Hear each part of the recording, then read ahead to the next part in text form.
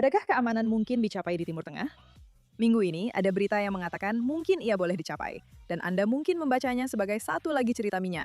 Tetapi sebenarnya, ia sangat penting dalam banyak cara lain selain daripada hanya pengumuman keuangan.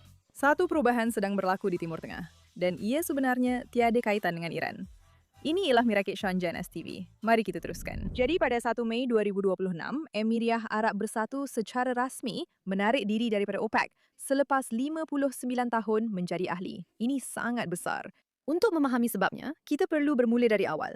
Kerana OPEC adalah salah satu organisasi yang hampir semua orang pernah dengar, tetapi kebanyakan orang sebenarnya tidak benar-benar faham. OPEC bermaksud Pertubuhan Negara-Negara Pengekspor Petroleum. Ia diasaskan pada tahun 1960 oleh 5 ahli, iaitu Iraq, Iran, Kuwait, Arab Saudi dan yang ketara sekali, Venezuela. Perlu diperhatikan dengan segera bahawa ia bukanlah sebuah pertubuhan Arab semata-mata. Ia adalah sebuah pertubuhan minyak. Dan perbezaan ini sangat penting, tetapi kita akan kembali kepada perkara itu sebentar lagi. Tujuan rasmi OPEC adalah untuk menyelaras dan menyatukan dasar petroleum negara-negara ahli. Dan penentuan cara terbaik untuk melindungi kepentingan mereka secara individu dan bersama. Yang dalam bahasa mudah bermaksud kami bersama-sama memutuskan berapa banyak minyak yang setiap negara hasilkan, supaya kami boleh mengawal harga global dengan cara yang menguntungkan kami, yaitu negara-negara dalam OPEC. Bagaimana itu berfungsi? Minyak adalah apa yang dipanggil oleh ahli ekonomi sebagai komoditi, yaitu bahan yang pada dasarnya sama di mana sahaja Anda membelinya, seperti gandum atau emas. Jadi harganya ditentukan secara global oleh penawaran dan permintaan. Banyak minyak di pasaran, harga turun. Kurang minyak di pasaran, harga naik. Tetapi minyak bukan sekadar sumber tenaga. Ia adalah salah satu komoditi paling asas dalam seluruh ekonomi global. Ia digunakan dalam plastik dan baja, farmaseutikal, dan ia menggerakkan kapal-kapal yang membawa setiap produk merentasi lautan. Ia menggerakkan kilang-kilang yang menghasilkan segala yang Anda miliki. Dan apabila harga minyak naik, kos untuk menghasilkan dan menghantar hampir semua benda juga akan meningkat. Kenaikan mendadak harga minyak adalah salah satu cara terpantas untuk menjadikan segala-galanya lebih mahal, serta memperlahankan pertumbuhan ekonomi di seluruh dunia secara serentak. Jadi, jika Anda memiliki simpanan besar komoditi ini, minyak dan gas, Anda mempunyai kuasa yang luar biasa. Tetapi, hanya jika Anda semua berkoordinasi. Jika semua orang hanya mengepam sebanyak yang mereka mahu secara individu, pasaran akan dibanjiri, harga akan jatuh, dan semua orang akan mendapat kurang wang.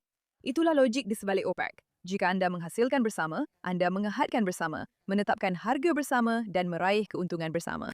Ahli pengasasnya bersama-sama mengawal kira-kira separuh daripada semua pengeluaran minyak global, yang bermaksud jika mereka bersetuju untuk mengurangkan pengeluaran, mereka boleh menggerakkan harga global dengan ketara. Pengaruh yang sangat besar ke atas seluruh ekonomi global. Dan ia berada di tangan sebuah kartel. OPEC. Lihat, kartel ini tidak begitu disukai oleh semua orang. Dan sepanjang tahun, ia telah menerima beberapa tamparan hebat. Tamparan pertama datang dari Amerika Syarikat, di mana pada tahun 2000-an, Syarikat Tenaga Amerika berjaya menyempurnakan teknik fracking, satu teknik yang memecahkan batu bawah tanah yang padat untuk melepaskan minyak dan gas yang terperangkap.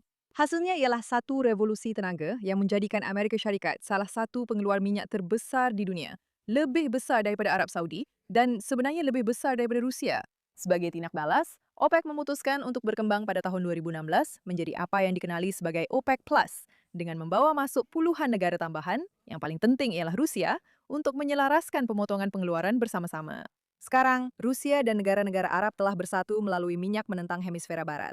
Tamparan besar kedua berlaku pada tahun 2019 apabila Qatar memutuskan untuk keluar dari OPEC. Dan kemudian tamparan besar ketiga ialah apabila Amerika Syarikat menyingkirkan Presiden Venezuela Nicolas Maduro daripada kuasa awal tahun ini. Dan Venezuela adalah salah satu daripada 5 ahli pengasas OPEC dan memiliki rizab minyak terbukti terbesar di dunia. Jadi, Venezuela kini yang sedikit sebanyak sehaluan dengan Washington, dan keselarasan itu semakin berkembang, mewakili satu ancaman jangka panjang kepada koordinasi pengeluaran Arab Saudi Rusia yang telah menentukan pasaran minyak global selama sedekap. Menjelang waktu Emiriyah Arab Bersatu keluar minggu ini, OPEC sudah pun menjadi sebuah organisasi yang diserang dari 3 arah serentak. Pengunduran Emiriyah Arab Bersatu bukanlah permulaan kepada pengakhiran OPEC. Ia mungkin sahaja penamat kepada pengakhiran itu. Dan ini bukan hanya Emirat Arab Bersatu bertindak sendirian. Apabila anda mengambil langkah ke belakang dan melihat bagaimana Amerika Syarikat telah meletakkan dirinya untuk mempengaruhi pasaran minyak global, gambaran itu menjadi sangat penting kerana Amerika sudah pun menjadi pengeluar minyak terbesar dunia dan ia telah memperdalam pengaruhnya ke atas Venezuela. Dan kini, salah satu sekutu Arab terdekatnya, Emiria Arab Bersatu, juga telah keluar dari OPEC untuk menyelaraskan strategi pengeluarannya dengan kepentingan ekonomi Amerika. Emiria Arab Bersatu, UAE. Mereka telah menarik diri daripada OPEC. Apa pendapat awak tentang perkara itu? Amerika Syarikat, Emiria Arab Bersatu, dan Venezuela bersama-sama mewakili gabungan pengeluaran minyak dan asas rizab yang mula mengatasi apa sahaja yang boleh dikumpulkan oleh ahli OPEC yang masih tinggal. Kita tidak akan berpura-pura bahawa terdapat pembahagian yang tepat antara Rusia dan Arab Saudi sekarang dengan UAE dan Barat, tetapi sesuatu yang benar-benar serius sedang berubah. Pasaran kekal tidak stabil dan sangat saling berkaitan. Tetapi buat pertama kali sejak tahun 1960-an, tren sedang bergerak dengan tegas menjauhi kartel yang mengawal harga minyak ini dan menuju ke arah tatanan tenaga yang lebih sejajar dengan Barat. Ini adalah perubahan yang signifikan, walaupun ia mengambil masa bertahun-tahun untuk benar-benar menjadi kenyataan. Tetapi untuk memahami mengapa ia signifikan, Anda juga perlu faham bahawa OPEC sentiasa digambarkan sebagai sebuah organisasi ekonomi. Kebanyakan istilah yang kita gunakan sehingga kini adalah berkaitan keuangan. Tetapi sejak dari awal lagi, ia sebenarnya telah digunakan sebagai senjata politik. Dan dua contoh paling besar tentang perkara ini telah digunakan untuk melemahkan kepentingan Barat oleh negara-negara yang memang tidak sehaluan dengan kepentingan Barat, yaitu negara-negara Arab. Pada Oktober 1973, Mesir dan Syria melancarkan serangan mengejut ke atas Israel, yaitu Perang Yom Kippur, hari paling suci dalam kalender Yahudi, dan ia benar-benar mengejutkan Israel. Apa yang berlaku selepas itu ialah salah satu peperangan paling sengit yang pernah dihadapi oleh Israel. Tetapi dalam masa 3 minggu, Israel telah menyeberangi terusan Suez, mengepung tentera Mesir, dan mengubah keadaan peperangan. Begitu menentukan sehingga Amerika Syarikat dan Kesatuan Soviet terpaksa campur tangan untuk merundingkan gencatan senjata sebelum Israel mencapai kemenangan mutlak. Israel menang.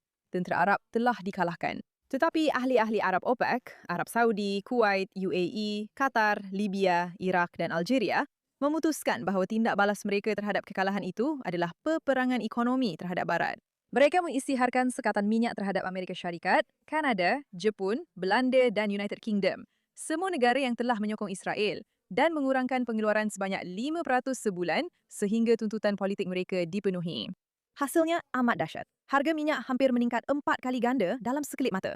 Di Amerika Syarikat, barisan di stesen minyak beratur panjang hingga mengelilingi kawasan sekitar. Orang ramai terpaksa menunggu berjam-jam untuk mengisi tangki mereka pada hari ganjil atau genap bergantung kepada nombor plat kenderaan mereka. Inflasi melonjak, pertumbuhan ekonomi merosot menjadi stagflasi, iaitu inflasi tinggi dan pertumbuhan ekonomi yang terbantut serentak, dan mengambil masa bertahun-tahun untuk ekonomi Barat pulih sepenuhnya. Akhirnya, negara-negara Arab gagal mencapai tuntutan politik utama mereka, sebahagiannya kerana negara-negara OPEC yang mempunyai populasi besar tidak mampu untuk terus mengurangkan pengeluaran tanpa had. Namun, harga minyak yang lebih tinggi kekal lama selepas sekatan itu berakhir. Era tenaga murah dan stabil yang telah memacu ledakan ekonomi Barat selepas perang kini telah berakhir. Dan ini kerana OPEC memutuskan untuk menggunakan kuasa minyak mereka untuk agenda politik. Mereka telah menggunakan kawalan minyak sebagai senjata untuk menghukum dunia kerana Israel memenangi peperangan. Dan dalam banyak cara, itulah yang terus berlaku. Pada tahun 2022, ketika Rusia menyerang Ukraine, dan ingat, Rusia adalah sebahagian daripada OPEC+, pihak Barat tergesa-gesa untuk mengenakan sekatan. OPEC memutuskan untuk mengurangkan pengeluaran sebagai tindak balas, mengekalkan harga pada paras tinggi tepat pada masa Barat memerlukan harga rendah untuk mengekalkan tekanan ekonomi ke atas Moskow dan menghentikan peperangan. OPEC berfungsi sebagai satu mekanisme untuk melemahkan objektif dasar luar Barat, sama seperti yang berlaku pada tahun 1973. Kepentingan politik dan ekonomi kartel ini sentiasa berkait rapat, dan kepentingan tersebut tidak selalu selari dengan dunia demokrasi. Ketidakselarasan ini adalah sebahagian daripada sebab mengapa UAE keluar selepas 59 tahun, kerana hubungan tersebut semakin lama semakin tidak selesa. Untuk memahami mengapa ia menjadi tidak selesa, anda perlu faham apa sebenarnya UAE itu. Emiria Arab Bersatu ialah sebuah persekutuan 7 emiriah yang bergabung menjadi satu negara pada tahun 1971. Dan keahlian OPEC datang secara otomatik kerana salah satu emiriah itu sudah pun menjadi ahli OPEC. Itu cerita untuk masa lain. Tetapi, inilah yang membuat UAE benar-benar berbeza daripada hampir semua ahli OPEC yang lain. Sepanjang 3 dekad yang lalu, UAE, terutamanya Dubai, telah membuat keputusan strategi untuk membina ekonomi yang tidak bergantung, terutamanya kepada minyak. Mereka telah melabur secara besar-besaran dalam pelancongan, perkhidmatan kewangan, perdagangan, hartanah, teknologi, logistik. Dan hasilnya, Hari ini Dubai merupakan salah satu bandar yang paling kerap dikunjungi di dunia, menempatkan salah satu lapangan terbang tersibuk di dunia, hub keuangan global, dan tempat di mana orang dari lebih 200 kewarganegaraan tinggal dan bekerja. Mereka tertarik ke Dubai karena cukai yang rendah, peraturan mesra perniagaan, dan kualiti hidup yang boleh bersaing dengan mana-mana tempat di dunia. Malah mungkin lebih baik. Ini bermakna kesihatan ekonomi UAE kini jauh lebih berkait rapat dengan pertumbuhan ekonomi global berbanding harga setong minyak sahaja. Dan ini mewujudkan konflik kepentingan yang asas dengan Arab Saudi, yang tidak mempunyai ekonomi yang pelbagai dan bergantung kepada hasil minyak untuk membiayai pemerintahannya, memerlukan harga minyak melebihi kira-kira $80 setong untuk mengimbangi bajet negaranya. Jika anda perhatikan dengan teliti, tindakan UAE selama bertahun-tahun sudah menunjukkan bahawa mereka akan keluar dari OPEC. Mereka telah melabur sebanyak $150 bilion untuk meningkatkan kapasiti pengeluaran minyak kepada 4,8 juta tong sehari. Kenapa mereka perlu lakukan begitu jika di bawah sistem kuota OPEC, mereka hanya dibenarkan menghasilkan 3,2 juta tong sehari? Jurang 30% antara apa yang mereka boleh lakukan dan apa yang mereka dibenarkan lakukan membiarkan sejumlah besar wang terlepas setiap hari. Dan mereka terpaksa melakukannya kerana kartel OPEC yang menetapkan begitu.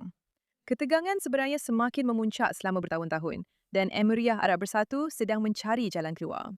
Dan kemudian, perang dengan Iran bermula. Pada 28 Februari 2026, Amerika Syarikat dan Israel melancarkan serangan berkoordinasi ke atas Iran dalam operasi Epic Fury. Tetapi Iran tidak membalas dendam, terutamanya terhadap Israel dan Amerika. Tindakan balas paling berat Iran, dalam banyak cara, ditujukan kepada negara-negara Arab Teluk. Negara-negara yang telah bertahun-tahun cuba membina jambatan diplomatik dengan Iran, menjadi tuan rumah rundingan, memudahkan perbincangan saluran belakang, malah menandatangani perjanjian normalisasi dengan mereka.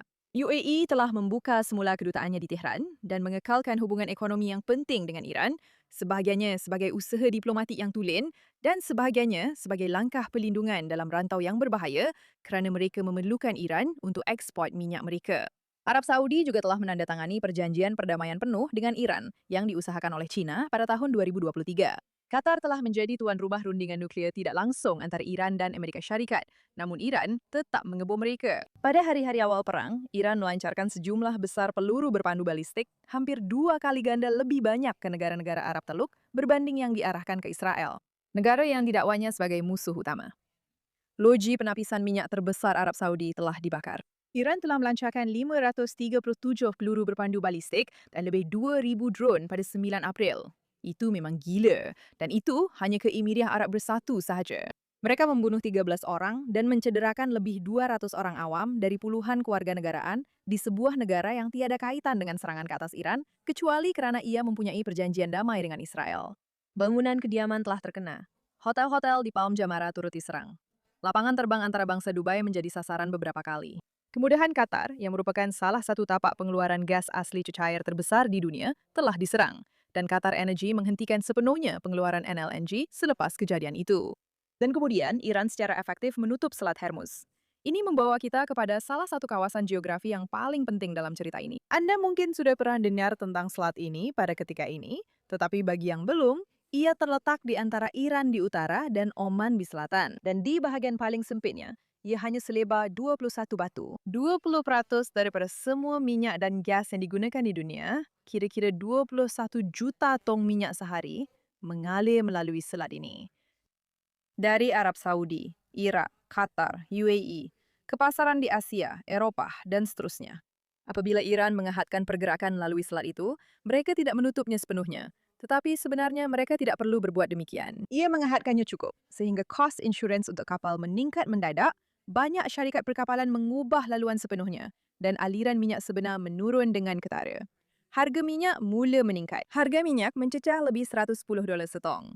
Harga petrol di Amerika Syarikat mula melebihi $4 segelen. Ekonomi global mula merasai kesan yang serius. Emiria Arab Bersatu mempunyai alternatif. Mereka telah membina sebuah saluran paip di pelabuhan mereka di Fujairah yang terletak di luar selat di Teluk Oman. Tetapi saluran paip itu hanya mampu mengendalikan kira-kira 1,7 juta tong sehari berbanding cita-cita untuk menghasilkan 5 juta tong sehari. Jadi, Emiria Arab Bersatu mendapati diri mereka tersekat di kedua-dua belah pihak secara serentak dengan satu pihak kartel memberitahu mereka bahawa mereka tidak boleh menghasilkan lebih banyak dan kini Iran pula menyekat laluan ekspor mereka di pihak yang satu lagi. Masalah yang mereka sudah tahu akan datang. Dan inilah cara dan masa mereka membuat keputusan itu. Masa untuk keluar dari OPEC sekarang agak bijak. Selat itu masih lagi terhype. Perang masih secara teknikalnya berterusan. Harga-harga masih turun naik. Dan tiada siapa yang akan melihat Emirat Arab Bersatu dan menyalahkan mereka sebagai pihak yang bertanggungjawab. Tetapi apa yang benar-benar menarik tentang perkara ini ialah ini bukan keputusan yang dibuat berdasarkan situasi semasa. Kerana ini bukan keputusan jangka pendek. Sebenarnya, ini adalah keputusan yang anda buat dengan keyakinan terhadap bagaimana keadaan akan kelihatan 6 bulan atau beberapa tahun dari sekarang. Apa maksud saya dengan itu? UAE keluar dari OPEC adalah satu pertaruhan. Tetapi ia bukan pertaruhan terhadap satu hasil sahaja. Ia adalah pertaruhan bahawa kawalan Iran ke atas Selat Hormuz akan berakhir. Dan UAE telah melihat dua laluan yang paling munasabah untuk mencapai hasil itu. Kesimpulannya, ia berada pada kedudukan yang baik dalam kedua-dua senario itu. Laluan pertama ialah cengkaman Iran ke atas selat itu runtuh, sama ada melalui tekanan ketenteraan akibat perang ini, keruntuhan dalaman atau peralihan rejim. Sebaik sahaja ancaman itu hilang, penghantaran komersial disambung semula, cost insurance kembali normal, dan koridor Hormuz dibuka semula. Dalam senario itu, UAE bersedia untuk membanjiri pasaran serta-merta tanpa sebarang kuota OPEC yang menghalang mereka dan mereka benar-benar boleh membantu ekonomi berkembang seperti yang mereka harapkan. Jalan kedua ialah perjanjian melalui rundingan. Tetapi walaupun begitu, jika Republik Islam itu masih bertahan, dunia sudah mula menyadarinya. Setiap pengguna tenaga utama di dunia telah belajar satu pengajaran pahit bahawa memiliki 20% bekalan minyak global. Bergantung kepada laluan sempit yang dikawal oleh kuasa bermusuh adalah satu idea yang sangat bodoh. Eropah, Asia, Amerika Syarikat, semuanya sedang mencari alternatif dan sudah mula membangunkan alternatif tersebut. Mereka akan mewujudkan sumber bekalan yang tidak bergantung kepada ihsan Iran. UAE, dengan terminalnya yang sudah beroperasi di luar selat dan kapasiti pengeluarannya yang sedia untuk ditingkatkan, sedang mencari alternatif tersebut. Dan mereka faham itu adalah sesuatu yang mereka perlu lakukan dan mereka akan dapat menggunakannya. Kesediaan mereka untuk meninggalkan OPEC menunjukkan bahawa mereka percaya masa depan akan tiba dan mereka berniat untuk menentukan bagaimana rupanya. Ini juga yang lebih penting adalah satu pengisytiharan geopolitik dan bukan sekadar keputusan ekonomi. Untuk memahami apa yang diisytiharkan oleh UAE, lihatlah urutan pilihan yang telah mereka buat sepanjang 6 tahun lepas. Kerana setiap satunya berdasarkan pilihan sebelumnya dan semuanya menuju ke arah yang sama. Pada tahun 2020, UAE menandatangani Perjanjian Abraham, iaitu perjanjian normalisasi dengan Israel. Mereka adalah negara teluk pertama yang melakukannya, dan ia bukan kerana Amerika benar-benar memaksa mereka, tetapi kerana mereka membuat perkiraan strategik bahawa hubungan dengan Israel adalah demi kepentingan negara mereka. Akses kepada teknologi Israel, perisikan, sistem pertahanan, dan saluran langsung ke Washington yang tidak dimiliki oleh mana-mana negara Arab lain dengan cara yang sama. Mereka melihat Israel sebagai rakan, bukan musuh, dan menyatakannya secara terbuka, walaupun ia menyebabkan mereka tidak begitu disukai oleh jiran-jiran Arab mereka. Apabila Iran mengebom mereka, UAE tidak berundur. Mereka tidak meminta maaf kepada Iran seperti yang biasa kita lihat atau cuba membina semula hubungan itu. Mereka menjadi lebih tegas dengan pendirian mereka. Dan sekarang selepas 3 bulan perang, kini kita tahu bahawa Israel telah memberikan sistem pertahanan kepada UAE. Mereka telah keluar dari sebuah organisasi yang mana Iran adalah ahli pengasasnya, sebuah organisasi yang digunakan pada tahun 1973 untuk menghukum dunia kerana Israel memenangi perang. Sebuah organisasi yang sistem kuotanya telah menyekat ekonomi mereka, sementara Iran mencekik laluan ekspor mereka. Iran sepatutnya menjadi sekutu mereka, dan jika OPEC tidak lagi menjadi wadah kerjasama antara sekutu untuk menyelaras harga minyak, apa gunanya berada di situ? Perjanjian Abraham, tindak balas terhadap pencerobohan Iran, dan kini keluar dari OPEC. Ini bukan keputusan yang berbeza. Ini adalah satu keputusan yang dibuat berulang kali dalam pelbagai bentuk tentang hala tuju yang dipilih oleh UAE, ke arah Amerika Syarikat, ke arah Israel, ke arah liberalisasi ekonomi, ke arah masa depan, dan menjauh dari solidariti Arab, menjauh dari blok anti-Israel, menjauh dari pengaruh Iran, dan menjauh dari OPEC. Tetapi kisah ini tidak sepenuhnya tanpa komplikasi. Ada dimensi yang lebih rumit di dalamnya yang tidak sepenuhnya dapat digambarkan oleh kerangka optimistik sahaja. UAE keluar dari OPEC bukan sekadar memutuskan hubungan dengan pengaruh Iran. Ia juga merupakan satu pemisahan yang jelas dan disengajakan daripada Arab Saudi. Dan hubungan antara kedua-dua negara ini yang menjadi tonggak kestabilan Teluk selama beberapa dekad kini berada dalam tekanan sebenar dengan implikasi yang agak besar dan masih belum dapat diramalkan sepenuhnya. Setiap tong tambahan minyak yang dipam oleh UAE akan menurunkan harga global sedikit demi sedikit dan harga yang lebih rendah secara langsung menjejaskan keupayaan Arab Saudi untuk mengimbangi bajetnya. Dengan meninggalkan OPEC dan berkomitmen untuk mengepam pada kapasiti penuh, UAE sebenarnya berkata bahwa mereka akan menyukarkan lagi situasi bajet Arab Saudi. Dan semua ini berlaku ketika Arab Saudi sudah pun menghadapi masalah kewangan, malah semakin cenderung untuk sependapat dengan pemikiran Qatar, kalau awak faham maksud saya. Perbezaan strategik yang lebih besar di sini memang benar-benar wujud.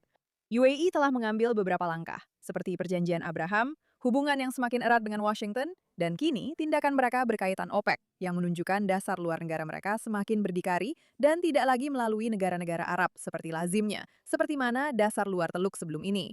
Kami telah melaporkan tentang perpecahan ini dalam rancangan TV JNS beberapa bulan yang lalu. Ia belum menjadi satu krisis, tetapi ia semakin berkembang. Dan ini merupakan satu perubahan besar daripada gerakan Islamis yang Arab Saudi perlahan-lahan telah kaitan dirinya. Lihat, ia belum lagi menjadi krisis sepenuhnya, tetapi ia sedang berkembang. Dan ini hanyalah satu lagi langkah besar oleh sebuah negara Arab untuk menjauhkan diri daripada gerakan Islamis yang Arab Saudi sendiri perlahan-lahan telah kaitkan dirinya. Selama beberapa dekad, dunia barat, terutamanya pentadbiran Amerika yang silih berganti, beroperasi atas anggapan bahawa Timur Tengah adalah satu blok yang bersatu dan ditakrifkan terutamanya oleh penentangan terhadap Israel. Dan harga yang perlu dibayar oleh mana-mana negara Arab yang berhubung dengan Israel adalah pengasingan politik dan pengucilan serantau. Berdasarkan anggapan itu, dasar Amerika menuntut Israel membuat konsesi mengenai tanah, penempatan, dan rundingan sebagai harga untuk mendapatkan apa yang mereka panggil sebagai sokongan Arab. Seolah-olah sokongan Arab itu satu perkara tunggal yang boleh diperoleh daripada satu sumber sahaja. Emiria Arab Bersatu telah membuktikan bahawa kerangka itu sebenarnya salah.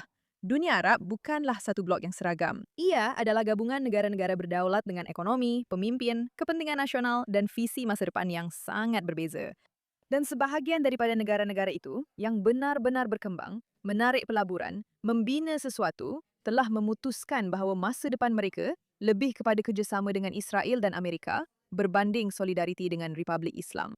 Perjanjian Abraham adalah salah satu bukti perkara ini. Tindakan Emiria Arab Bersatu semasa Perang Iran adalah satu lagi bukti. Dan keluar dari OPEC adalah yang ketiga. Dan dalam beberapa cara, ia adalah yang paling mendasar dari segi struktur, kerana ia mewakili penjajaran semula kepentingan ekonomi yang asas, bukan sekadar perjanjian diplomatik yang secara teori boleh dibatalkan oleh kerajaan masa depan. Sama ada negara-negara Arab lain akan mengikut jejak ini, masih benar-benar tidak pasti. Dinamik serantau sentiasa berubah, dan setiap negara mempunyai pertimbangan yang berbeza. Tetapi UAE sedang menunjukkan bahawa memang ada jalan dan ia berkesan. Lihat, jangan kita berpura-pura. Nilai-nilai barat UAE dan Amerika bukan tiba-tiba menjadi sahabat baik. Mereka cuba menjatuhkan Arab Saudi. Itu bukanlah apa yang sebenarnya berlaku. Tetapi tindakan UAE keluar dari OPEC adalah satu pelan tindakan, satu demonstrasi bagaimana rupanya apabila sebuah negara Arab membuat pilihan. Kemakmuran ekonomi mengatasi solidariti ideologi, masa depan mengatasi masa lalu, dan pakatan berdasarkan kepentingan bersama, bukannya rumutan bersama. Kita sedang berada di tengah-tengah salah satu detik paling penting dalam sejarah moden Timur Tengah. Perang Iran, gencatan senjata, rundingan nuklir, Selat Hormuz. Semuanya sedang berlaku serentak. Dan ia boleh terasa seolah-olah rantau ini sedang jatuh bebas, dan tiada siapa tahu di mana ia akan berakhir. Tetapi apabila saya melihat apa yang dilakukan oleh UAE minggu ini, sebuah negara yang pernah dibom oleh Iran, yang memilih Israel sebagai rakan ketika ia tidak popular, yang membina salah satu ekonomi paling dinamik di dunia daripada padang pasir dan cita-cita. Dan yang baru sahaja keluar daripada kartel minyak berusia 59 tahun yang secara literalnya ditubuhkan sebahagiannya untuk menghukum hak Israel untuk wujud. Saya melihat sebuah negara yang tahu dengan tepat kemana ia hendak pergi. Sebuah negara yang telah melihat susunan lama dan memutuskan ia mempunyai sesuatu yang lebih baik untuk ditawarkan. Dan kini sanggup meletakkan seluruh kekuatan ekonominya di belakang keputusan ini. Jadi, apa yang saya cuba sampaikan di sini? Sebenarnya, saya sering ditanya sama ada keamanan mungkin dicapai di Timur Tengah. Dan saya rasa jawapan yang jujur ialah bukan dengan cara utopia. Tidak selagi ia dikawal oleh puak Islamis gila. Tetapi ada pilihan untuk ekonomi yang lebih aman. Negara-negara boleh bekerjasama dan menjadikan peperangan kurang berbaloi. Emiria Arab Bersatu mungkin merupakan contoh untuk itu. Dan saya katakan ini dengan berhati-hati, kerana jika ideologinya pada akhirnya benar-benar berakar pada kepercayaan Islamis, maka semua ini hanyalah satu kepura-puraan. Tetapi mereka telah menunjukkan bahawa mereka jauh lebih sehaluan dengan pihak kita berbanding dengan jiran-jiran Islamis mereka. Dan jawapan yang mereka bina ialah di mana negara-negara Arab makmur dengan membina, bukan dengan menjadikannya senjata, dengan bekerjasama dengan negara lain dan bukannya memboikot, dengan menghadapi masa depan dan bukannya cuba hidup di masa lalu. Perkara ini patut diberi perhatian dan mungkin juga patut kita harapkan sesuatu yang baik daripadanya. Jika anda membuka berita dalam beberapa bulan kebelakangan ini, Apa yang Anda lihat hanyalah topik berkaitan Timur Tengah, perang Iran, UAE, Qatar, dan sebagainya. Dan Anda mungkin tertanya-tanya sendiri mengapa perkara itu berlaku. Jawabannya mudah saja. Lokasi strategik Timur Tengah sebenarnya menghubungkan semua faktor geopolitik lain yang sedang berlaku di dunia. Dan walaupun tajuk-tajuk utama ini berkaitan dengan minyak dan keuangan, ia juga berkaitan dengan sesuatu yang jauh lebih besar. Timur Tengah menjadi sebuah tempat yang aman bukan sekadar teori utopia. Ia adalah sesuatu yang penting untuk keseluruhan ekonomi dunia. Dan apabila kita bergerak ke hadapan, kita semakin sedar bahwa ia berkaitan dengan mencari pihak yang tepat, memberi mereka insentif yang betul untuk cuba mewujudkan dunia yang jauh lebih stabil. Jelas sekali, dengan organisasi pengganas Islam, Anda tidak boleh berbuat demikian. Tetapi dengan negara lain seperti Emiria Arab Bersatu, mungkin perubahan sedang berlaku. Dan ini adalah petunjuk untuk bagaimana masa depan mungkin akan kelihatan. Apabila Israel meletakkan dirinya, bukan sahaja sebagai negara Yahudi, tetapi juga sebagai kubu ekonomi, tempat kestabilan, tempat di mana perdagangan berjalan lancar dan ekonomi boleh berkembang. Berdasarkan apa yang berlaku di Timur Tengah, itu adalah sesuatu yang berpotensi untuk merebak. Saya tidak berharap tanpa sebab, dan sekali lagi, saya juga bukan taksub dengan idea untuk mempercayai negara-negara Islamis. Saya tidak pikir itu mungkin strategi yang paling bijak. Tetapi ia patut diambil perhatian bahwa apabila negara-negara diberi insentif dengan cara tertentu dan kita boleh memberikan jawapan kepada perkara itu, maka mungkin sesuatu boleh berubah. Saya Irake, dan kita jumpa lagi lain kali.